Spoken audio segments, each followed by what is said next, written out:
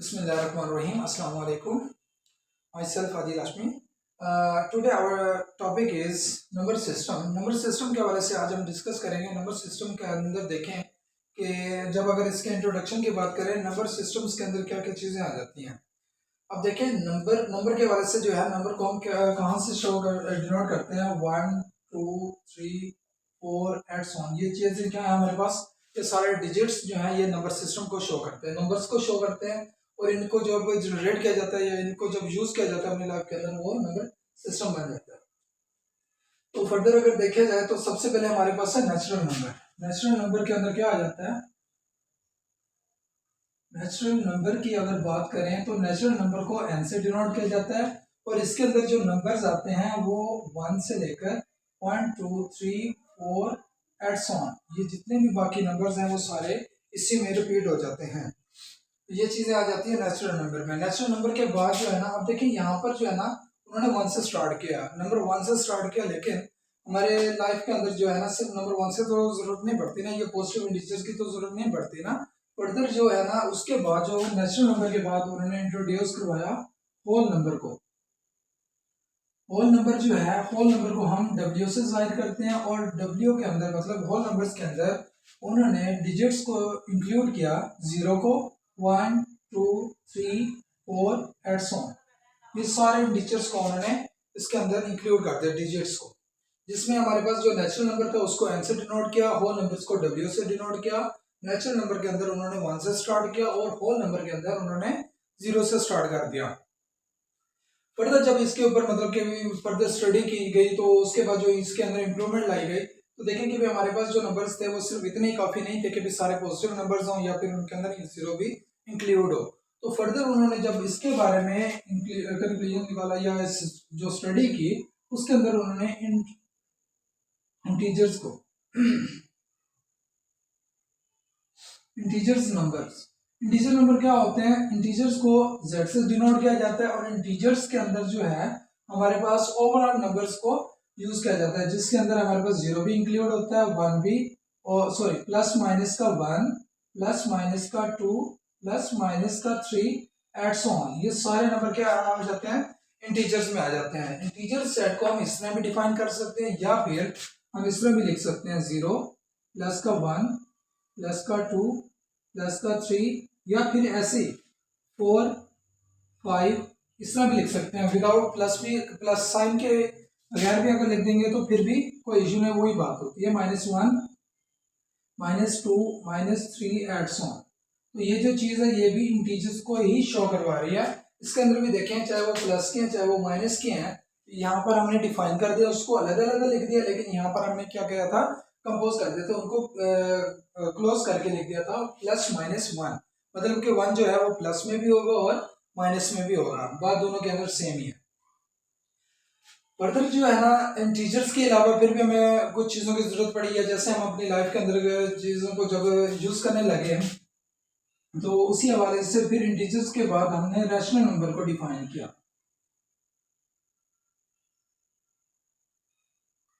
Rational numbers further वैसे देखा जाए तो काफी सारी चीजें और भी हैं, जैसे इसके अंदर नेचुरल होल या इंटीजर्स के अलावा इंटीजर्स के अलावा देखा जाए तो हमारे पास इवन नंबर्स भी आते हैं, ऑड नंबर भी आते हैं, वो भी हैं. फर्दर वो तो मतलब कि भी इन्हीं के अंदर से हो जाते हैं ना, वो अलग मतलब इन्हीं की क्लासिफिकेशन की गई है. लेकिन ये वो चीजें हैं जो मतलब कि भाई एक शेप जो है ना इनकी फिजिक जो है वो डिफरेंट है. जैसे इसके अंदर 1 से स्टार्ट हो रहे हैं, इसके अंदर 0 से, इसके अंदर जो है ना वो 0 के अलावा प्लस के सिर्फ नहीं है माइनस के भी आ रहे हैं. मतलब उनका प्रॉपर जो है ना जो फिजिक है ना वो चेंज की गई है. तो फिर नेक्स्ट जो था हमारे पास रैशनल नंबर है. रैशनल नंबर को किससे जाहिर किया जाता है, क्यू से, और क्यू के अंदर जो है ना हमारे पास ओवरऑल नंबर आ जाते हैं, जिसको हम P/Q की शक्ल में लिख सकते हैं या बटे में हम फ्रैक्शन फॉर्म में लिख सकते हैं. इसकी डेफिनेशन बनेगी which can be written in P/Q form. या हम सिंपली इसको ये भी कह सकते हैं which can be written in the form in fraction form. Fraction form, fraction form के अंदर लिखते हैं या फिर p बटा q की शक्ल में लिखते हैं, एक ही बात है। यहाँ पर a बटा b ले लें, c बटा d ले लें, x बटा d, x बटा कुछ भी समथिंग, मतलब कहने का कि सिर्फ बटे की शक्ल में होना चाहिए, कोई भी नंबर हो। हमने तो ये सिर्फ अपना वो बना लिया ना, एक डेटा सिस्टम, ये अपना बेसिक बना लिया कि p बटा q ही होना चाहिए। वो सिर्फ एक डेफिनेशन को डिफाइन करने के लिए है, या सिर्फ ये बताने के लिए कि भाई हमने सिर्फ फ्रैक्शन में लिखना है, बटे में लिखना है। उसकी बजाय आप यहाँ पर a बटा b या कुछ भी लिख सकते हैं। तो ये है इसकी डेफिनेशन रैशनल नंबर की, और रैशनल नंबर को q से जाहिर किया जाता है। नेक्स्ट हमारे पास है इसी तरह इर्रेशनल नंबर। अगर इर्रेशनल नंबर की बात करें, इर्रेशनल की बात करें तो q प्राइम से जाहिर किया जाता है इर्रेशनल को। The number which can not be written in the form of p over q, which can not be written in the form of p over q। हाँ, ये तो है हमारे पास, हमने इसको सिर्फ डिस्क्रिप्टिव फॉर्म में लिख दिया। अगर सेट बिल्डर नोटेशन में लिखेंगे तो वो तो फर्दर मतलब सेट की डिफाइन वो है। तो वैसे क्यू को जो है ना, ये अक्सर बुक्स के अंदर वो सेट बिल्डर नोटेशन में ही शो करवाता है। उसके अंदर हम क्या करेंगे, हम लेट कर लेते हैं x सच दैट x जो है वो बिलोंग करेगा किस में से, p ओवर q में से। ठीक है, x जो है ना वो किस में से होगा, p ओवर q में होगा। और हम क्या देंगे कि भाई p and q belongs to integers. ये हमारे कौन से होंगे, हम इंटीजर्स में से लेंगे। ये जितने भी नंबर होंगे p और q, where p and, where कह लें या फिर एंड कह लें कि q नॉट इक्वल टू 0, जिसमें q जो है वो 0 के इक्वल नहीं होगा, ये उससे डिफरेंट होगा। ठीक है जी, इस तरह से बिल्डर नोटेशन में भी लिख सकते हैं आप। और उसके अलावा जो है ना, इसके लिए हम क्या करेंगे, which can not be written in the form of, which can not be written in the form of p over q, जो कि p बटा q की शक्ल में नहीं लिखे जा सकते। अब p बटा q की शक्ल में नहीं लिखे जा सकते, वो कैसे, कि भाई मतलब देखें कि भाई 1 है, 1/2 लिख दें, 3/2 लिख दें, या 1/3 लिख दें, 1/4 लिख दें, तो ये तो p बटा q की शक्ल में हम लिख सकते हैं ना।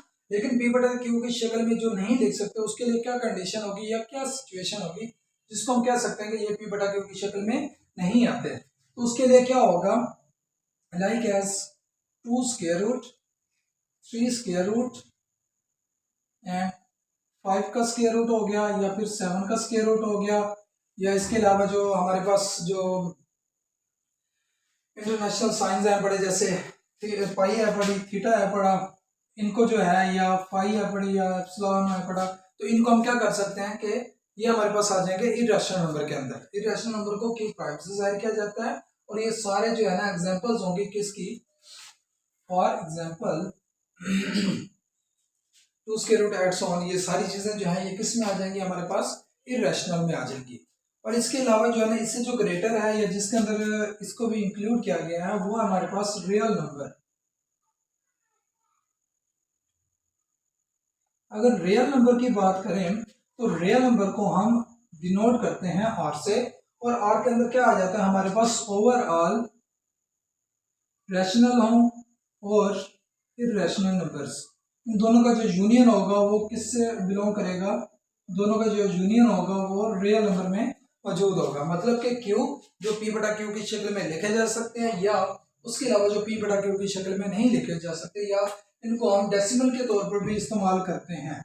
तो ये सारी चीजें किस में आ जाएंगी, हमारे पास रियल नंबर में से रियल नंबर में आ जाएंगी। दोनों चीजें जो है ना, अगर इनको कंबाइन कर दें, मतलब जो बटे में भी लिखी जा सकती है, जो बटे के बगैर होते हैं, इन सबको अगर इकट्ठा मिला दिया जाए, एक सेट बना दिया जाए, तो हमारे पास किस में से बिलोंग करेगा, रियल नंबर से बिलोंग करेगा। इसके लिए एक सिंपल जो स्ट्रक्चर है बड़ा, या फिर हम मतलब कि प्रॉपर ये सारा को लिखने के बजाय अगर इसको हम क्लोजली मतलब कि सिंपली शॉर्ट फॉर्म में अगर डिफाइन करें, तो इसमें भी कह सकते हैं कि भाई n जो है वो सबसेट है किसका, होल नंबर का, और होल नंबर जो है वो सबसेट है इंटीजर्स का। अब सबसेट की डेफिनेशन करते जाएं कि हमारे पास if a and b are two any sets, then all elements of a belongs to set b, but at least one number of set b is not belongs to या are not exist in set a। मतलब कहने का कि भी जो हमारे पास जो पहला सेट है, पहले के तमाम तरह अरकान जो होंगे वो दूसरे के अंदर मौजूद होंगे, वो उसमें से ही होंगे, लेकिन दूसरे सेट का कोई भी एक एलिमेंट ऐसा होगा जो पहले सेट के अंदर मौजूद नहीं होगा।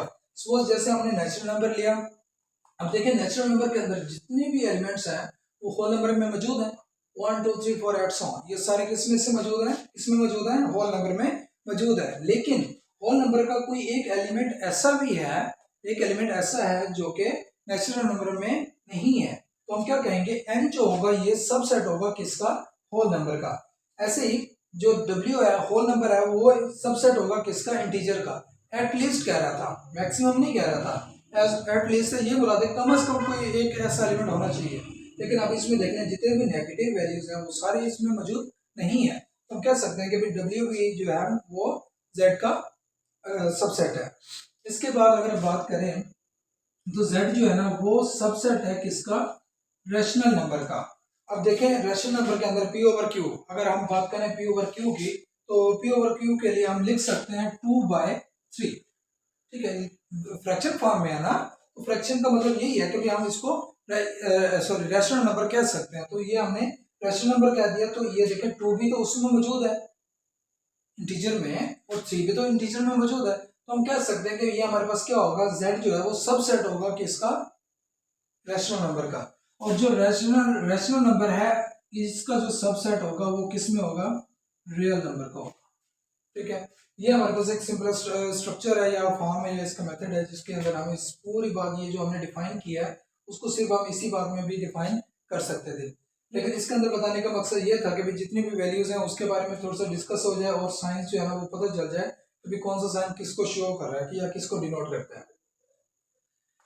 रियल नंबर के हवाले से, रियल नंबर जो होता है उसमें दो चीजें इंक्लूड होती हैं। एक तो होता है रियल नंबर जो है,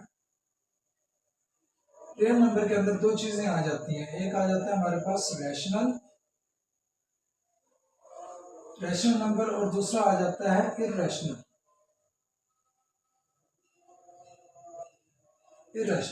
अगर रैशनल नंबर के हवाले से बात की जाए तो रैशनल नंबर क्या होते हैं, which can in the form p over q, written in the form of p over q, which can not written in the form of p over q,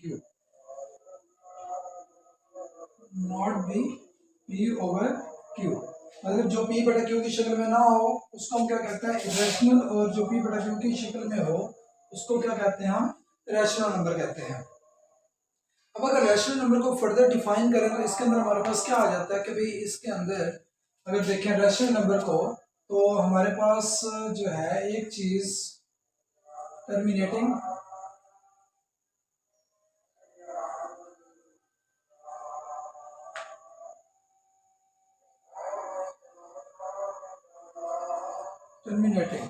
terminating की अगर बात करें तो टर्मिनेटिंग के अंदर ये चीज आ जाती है कि भाई कोई भी जब हमारे पास p बटा q की शक्ल में होता है तो उसको जब हम टर्मिनेट करते हैं मतलब कि 1/2 है सपोज, तो जब हम इसको करेंगे तो ये डेसिमल पॉइंट्स में आएगा लेकिन फाइनाइट नंबर आएंगे।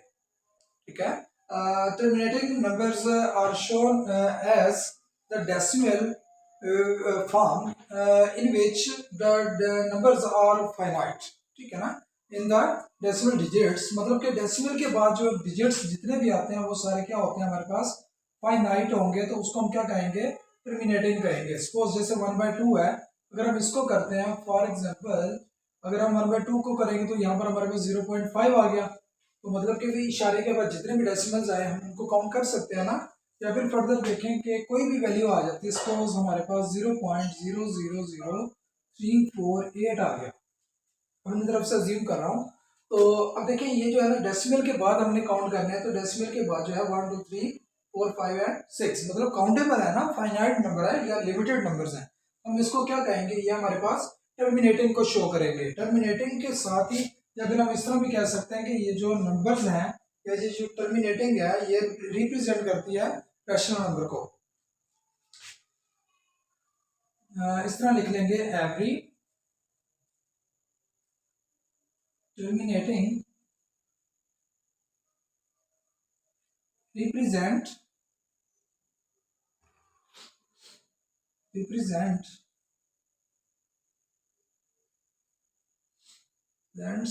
rational numbers। ठीक है जी, नेक्स्ट जो है हमारे पास इसी के अंदर अगर हम डिफाइन करें तो वो चीज है दूसरी, रिक्यूरिंग। अगर रिक्यूरिंग की बात करें तो रिक्यूरिंग के अंदर हमारे पास क्या आ जाता है कि ये भी हमारे पास ये भी रिप्रेजेंट करता है रैशनल नंबर को ही। रैशनल नंबर मतलब कि पी बटा क्यू को ही रिक्यूरिंग जो है ना वो डिफाइन करता है। लेकिन इसके अंदर सिर्फ जस्ट इतना आपने कह देना है कि रिक्यूरिंग नंबर वो होते हैं जो डेसिमल पॉइंट्स नहीं आएंगे, लेकिन डेसिमल पॉइंट्स में भी जो है वो 0.333 एट्स ऑन, या फिर अगर ये नहीं तो कोई भी और नंबर ले लें। अगर आप यहाँ पर मतलब 10.454545 एट्स ऑन, क्या होगा कि चाहे जितने भी नंबर्स होंगे, चाहे वो 2 टाइम हो, 1 टाइम हो, 2 टाइम हो, 3 टाइम हो, 10 टाइम, हाउ मच टाइम, तो जितने भी टाइम्स होंगे वो क्या होंगे, लेकिन रिपीट होते रहेंगे। ये शो करेगा किसको, रिक्यूरिंग नंबर्स को। रिक्यूरिंग नंबर के अंदर हमारे पास क्या आ जाएगा, जैसे 3 है तो ये 3 भी रिपीट हो रहा है, 4 एंड 5 है तो 4 5 4 5 4 5 ये भी एड्स ऑन क्या हो रहा है हमारे पास, रिपीट हो रहा है। ये किसके एग्जांपल्स बन जाएंगे हमारे पास, रिक्यूरिंग की। ऐसे अगर हम बात करें इर्रेशनल नंबर की, इर्रेशनल नंबर के अंदर जो है हमारे पास एक तो आ जाएगा नॉन टर्मिनेटिंग।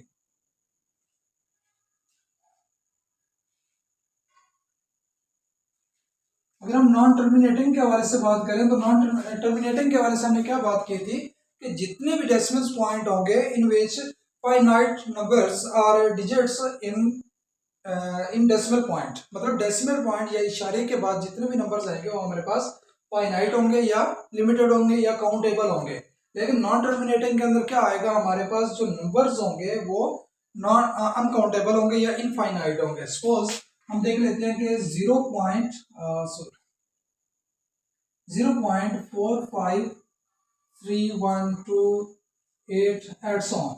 तो जब एड्स ऑन का डिजिट यूज होगा, मतलब इसके अंदर देखें कि भाई नंबर ये जो है ना चलते जाते हैं, ये काउंटेबल नहीं है, हमें नहीं पता कि भाई ये इसके अंदर कितने नंबर है। वो जो शो हो रहे हैं वो तो ठीक है, वो 1 2 3 4 5 एंड 6 नंबर्स के बाद देखें वो एड्स ऑन कर रहा है, मतलब कि ये अभी भी आगे कंटिन्यू है। तो इसके अंदर हम इसको जब काउंट नहीं कर सकते, which can not be countable after the decimal digits.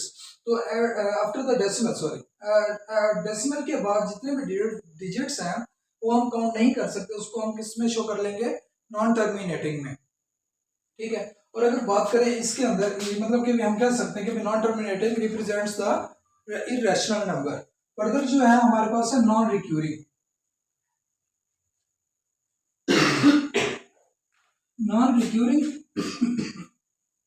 Recurring की अगर बात करें तो नॉन रिक्यूरिंग में देखिए हमारे पास क्या आ जाता है। पहले हमने जो रिक्यूर के बारे में बात की थी, उसके अंदर जो नंबर थे वो हमारे पास रिपीट हो रहे थे। ऐसे था ना कि उसमें हमारे पास जो नंबर थे वो रिपीट हो रहे थे। और जो नॉन रिक्यूरिंग की बात करेंगे तो इसके अंदर क्या होंगे, नंबर जो होंगे वो रिपीट नहीं होंगे, वो डिफरेंट नंबर्स जो आएंगे होंगे। तो इरेशनल में से ना, इरेशनल क्या होता है हमारे पास, जो कि which can not be written in the form of p over q, जो कि पी बटा क्यू की शक्ल में नहीं लिखा जा सकता। अब अगर इसको भी डिफाइन करें तो कैसे डिफाइन करेंगे, पी बटा क्यू की शक्ल में, ये तो नहीं डिफाइन किया जा सकता ना, क्योंकि नंबर जो है वो चलते जा रहे हैं, हमें क्या पता कहाँ तक जा रहे हैं या कितने नंबर है, इसके बाद कौन सा डिजिट आएगा, उसी हिसाब से हम उसको दोबारा फ्रैक्शन फॉर्म के अंदर कन्वर्ट करें। ऐसे रिक्यूरिंग की अगर बात करेंगे तो ये भी क्या होगा कि भाई ये जो नंबर्स होंगे ये भी एड्स ऑन चलते जाएंगे। लेकिन इसके अंदर रिक्यूरिंग और नॉन रिक्यूरिंग की अगर वो बात करेगा तो आपने क्या देना है कि डेसिमल पॉइंट के बाद जितने भी नंबर्स होंगे वो नॉन रिपीटिंग होंगे। इसके अंदर रिपीटिंग होंगे नंबर तो वो रिक्यूरिंग, जो नॉन रिपीटिंग होंगे उनको हम क्या कह देंगे, नॉन रिक्यूरिंग कह देंगे। मतलब इसके अंदर जो है 3.45 फिर 4 6 आ गया या 4 1 आ गया, 4 8 आ गया। अब देखिए अगर हम बात करें यहाँ पर, ये सिर्फ मैंने आपको समझाने के लिए एग्जांपल दिया है। अब इसके अंदर देखेंगे कि हमारे पास 4 5 4 6 आ गया, 4 तो रिपीट हो रहा है ना, लेकिन सिर्फ 4 को नहीं देखना, हमने ओवरऑल डिजिट को देखना है। कि जैसे 4 5 था, जैसे इसके अंदर था ना 4 5 के बाद दोबारा 4 5 रिपीट हो रहा था, लेकिन इसके अंदर एक नंबर के बाद दूसरा तो चेंज हो रहा है ना, तो ये भी रिक्यूरिंग को फॉलो नहीं करेगा। तो हम इसको भी कह देंगे कि ये भी नॉन रिक्यूरिंग होगा। तो हम और ये बात करेंगे जो नॉन टर्मिनेटिंग होते हैं, non terminating and non recurring. Non recurring जो होंगे ये सारे किस में आ जाएंगे, रिप्रेजेंट्स द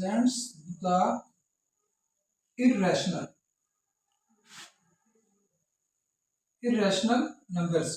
तो ये सारे किसको शो करेंगे? इरेशनल नंबर को शो करेंगे।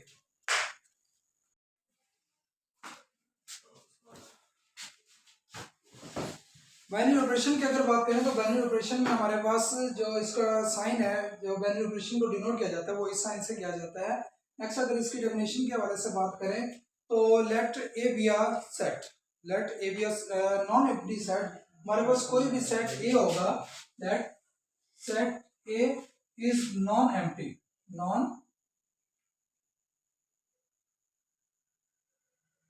नॉन एम्प्टी सेट होगा हमारे पास कोई भी ए जो है ना वो नॉन एम्प्टी सेट होगा, और इसके अंदर जितने भी एलिमेंट्स होंगे वो तमाम के तमाम जो बाइनरी ऑपरेशन की प्रॉपर्टीज है उनको लाई करते होंगे। एंड सेट ए और sorry elements of set A, then elements of set A,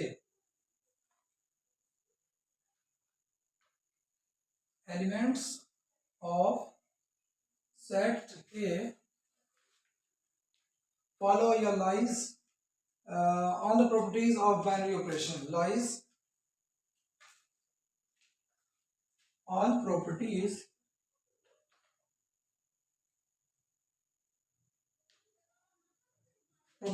of binary operation।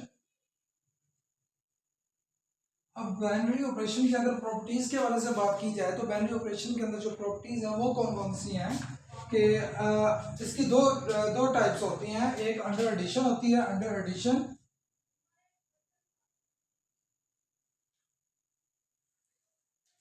Under addition, और दूसरी होती है हमारे पास multiplication, under multiplication.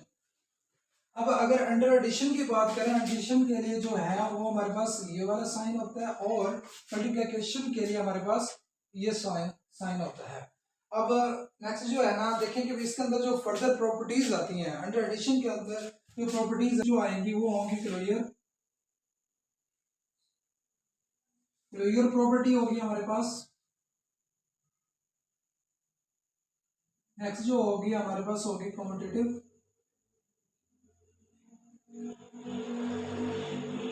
Commutative property, ठीक है। थर्ड पे हमारे पास आएगी एसोसिएटिव, एसोसिएटिव प्रॉपर्टी। फोर्थ पे आएगी additive identity, additive identity. Fifth पे हमारे पास आएगी एडिटिव इनवर्स। अब ये जैसे अंडर एडिशन होंगी हमारे पास, ऐसे ही अंडर मल्टीप्लिकेशन भी होंगी। मल्टीप्लिकेशन की अगर हमारे से बात की जाए तो हमारे पास पहली आएगी closure property, closure property. Next आएगी हमारे पास कम्यूटेटिव, कम्यूटेटिव प्रॉपर्टी। थर्ड पे आएगी associative,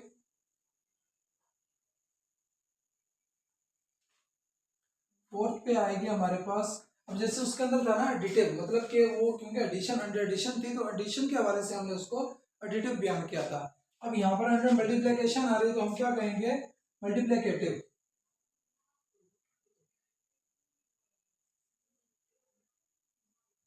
multiplicative property,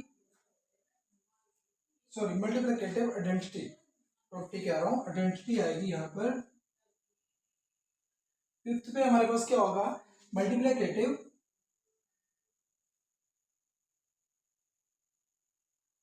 multiplicative inverse आएगा। अब बाइनरी ऑपरेशन की अगर बात करें तो उसमें क्या आता है कि बाइनरी ऑपरेशन जो होगा कोई भी एक नॉन एम्प्टी सेट होगा, और सेट जो है उसके जितने भी एलिमेंट्स होंगे वो अप्लाई करेंगे, लाइज करेंगे इसको बाइनरी ऑपरेशन को। बाइनरी ऑपरेशन के अंदर अंडर एडिशन भी होगा और अंडर मल्टीप्लिकेशन भी होगा। अगर अंडर एडिशन की बात करें तो हमारे पास क्लोजर प्रॉपर्टी आ जाएगी और कम्यूटेटिव आ जाएगी, एसोसिएटिव, और ये सारी मतलब अंडर एडिशन में आ जाएंगी। और मल्टीप्लिकेशन के हवाले से बात करें तो ये प्रॉपर्टीज दोबारा रिवाइज होंगी, लेकिन एडिशन की जगह पर हमारे पास मल्टीप्लिकेशन आ जाएगी। तो अगर इसके एग्जांपल्स दें तो एग्जांपल के अंदर हमारे पास क्या आ जाता है? क्लोजर प्रॉपर्टी के लिए अगर कोई भी एक एलिमेंट ए है वो अगर बिलोंग करता है सेट ए में से, सेट ए का कोई भी रुकन है, तो हम क्या कहेंगे कि भाई और ए और बी, अगर ए और बी कोई भी दो एलिमेंट्स हैं और सेट ए में से बिलोंग करते हैं, तो हम क्या कहेंगे कि भाई ए प्लस बी जो होगा वो भी बिलोंग करेगा। मतलब अगर ए और बी अगर सेट ए के एलिमेंट्स हैं तो ए प्लस बी भी उसी सेट में से ही बिलोंग करेगा। कोमोटेटिव की अगर बात करें, ए प्लस बी वो कहता है बी प्लस ए के इक्वल होगा। अगर ए को बी के साथ प्लस कर दें या फिर बी को ए के साथ प्लस कर दें, दोनों क्या होंगे, सेम ही होंगे। कंडीशन क्या होगी हमारे पास, for all A and B belongs to A। Next हमारे पास है एसोसिएटिव। एसोसिएटिव के अंदर क्या आएगा, हमारे पास तीन एलिमेंट्स आ जाएंगे, A plus into b plus c is equal to a plus b into c. तो एडिटिव आइडेंटिटी की अगर बात करें, आइडेंटिटी के लिए हमने क्या करना है, एडिटिव आइडेंटिटी जो आएगी कि कोई भी एक एलिमेंट है उसके अंदर क्या चीज ऐड करें कि वो जो है वही एलिमेंट ही हासिल हो।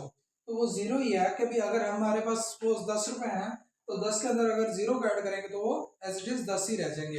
वैसे मोस्टली जो है ना बच्चों से अगर वैसे काउंटिंग के हवाले से अगर बात की जाए तो उनको इतनी आसानी से समझ नहीं आती। अगर एग्जाम्पल दी जाए उनके पेमेंट की या मतलब उनकी जो वो चीज़ के पैसे लेकर आते हैं तो उस हवाले से वो बड़ी जल्दी समझ आते हैं। सपोज अगर मैं कह दूँ कि अगर एक हमारे पास नंबर 10 हो तो 10 के अंदर किस चीज़ को ऐड करेंगे वो 10 ही रह जाए, तो वो उनको इतना ईजिली समझ नहीं आएगा। हाँ अगर उनसे ये एग्जाम्पल दे दी जाए कि अगर आपके पास 10 रुपए हो तो मैं कितने रुपए ले लूं कि भाई आपके पास बाकी 10 रह जाएंगे, तो वो फौरन जवाब देंगे 10।